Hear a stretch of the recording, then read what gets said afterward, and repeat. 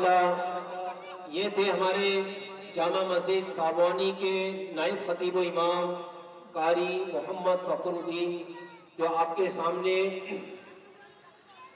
छठे पारे सूरह आले इमरान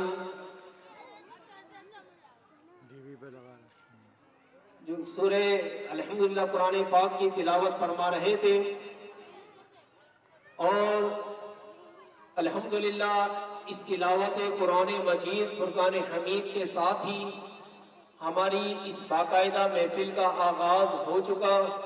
अल्लाह ताला इस पाक कलाम के सदके में हमारी इस महफिल पाक को कबूल फरमाए और हम सबको इसकी बरकतों से माला माल फरमाए। अब मैं हमारे मदरसे की तरफ से मरकजी तिलावत के लिए मैं दावत दूंगा मोहम्मद अमान बिन मोहम्मद जाहिद को। मोहम्मद अमान बिन मोहम्मद जाहिद ये इंशाअल्लाह ताला मदरसे की तरफ से मरकजी तिलावत इंशाअल्लाह फरमाएंगे। जोर से कहिए सुभान अल्लाह, माशाअल्लाह।